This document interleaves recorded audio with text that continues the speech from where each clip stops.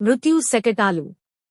విజయనగరం జిల్లాలో ఆదివారం పొద్దువాలుతున్న సమయాన సంభవించిన ఘోర రైలు ప్రమాదం 13 మంది అమాయకుల ప్రాణాలను కబళించింది. 100 మంది వరకు క్షతగాత్రులను చేసింది. విశాఖ నుంచి పలాస వెళుతున్న ప్యాసింజర్ రైలుకు సిగల్ అందక కంటకాపల్లి సమీపంలో ట్రాక్పై నిలిపి ఉంచగా, వెనక నుంచి అదే పట్టాలపై విశాఖ నుంచి రాయగడ వెళ్లే ప్యాసింజర్ రైలు వేగంగా ఢీకొట్టింది.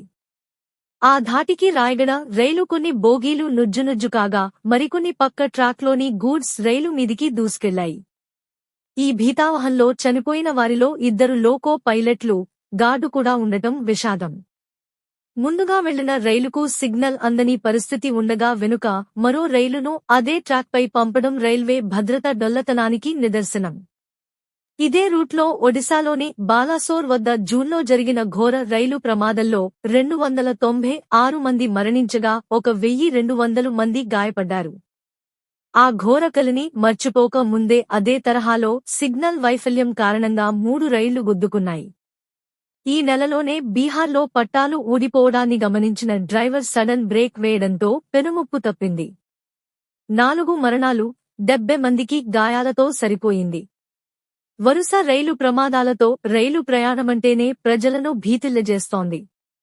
దుర్ఘటన జరిగిన ప్రతిసారీ ప్రముఖుల సంతాపాలు, పరామర్శలు, తృణమో పణమో పరిహారాలు మినహా ప్రమాదాలపై సమగ్ర విచారణ జరిపి, కారణాలు కనుగొని, పునరావృతం కాకుండా పటిష్ట చర్యలు చేపట్టే విషయంలో కేంద్ర ప్రభుత్వం బాధ్యత తప్పింది. అందుకే పదే పదే ఒకే తరహా ప్రమాదాలు ప్రయాణికులను బలితీసుకుంటున్నాయి. ప్రభుత్వం వైఫల్యాల నుంచి ప్రజలను ఏమారుస్తోంది.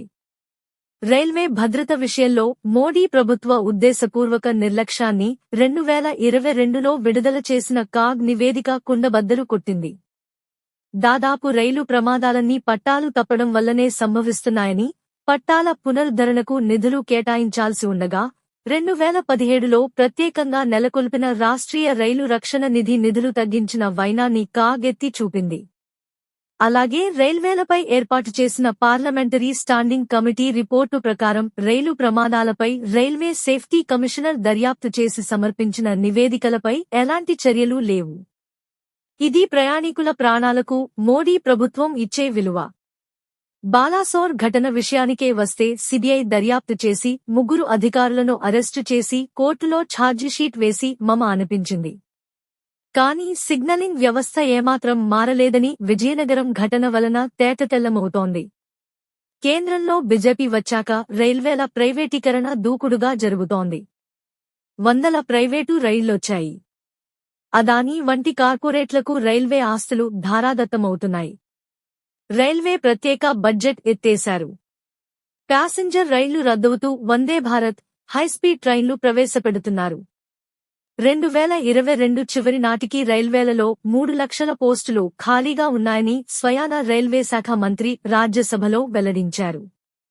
రైళ్లల్లో ప్రతిరోజూ 2.5 కోట్ల మంది గమ్యస్థానాలకు చేరుతున్నారు.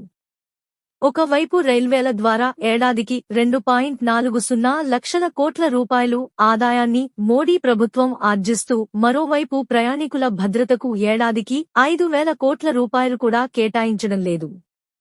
సిబ్బంది లేని వేలాది లెవెల్ క్రాసింగ్లు పెట్టుకుని బుల్లెట్ రైళ్లనడం మోడీ ప్రభుత్వానికే చెల్లుతుంది. రైలు ప్రమాదాలను మానవ తప్పిదంగానో, కుట్రగానో చిత్రించడం తప్పించుకునే ఎత్తు.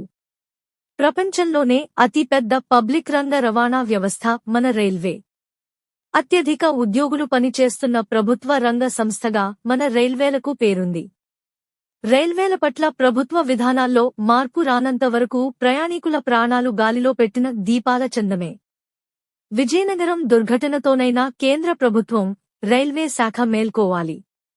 ప్రమాద బాధితులను అన్ని విధాలా ఆదుకోవాలి.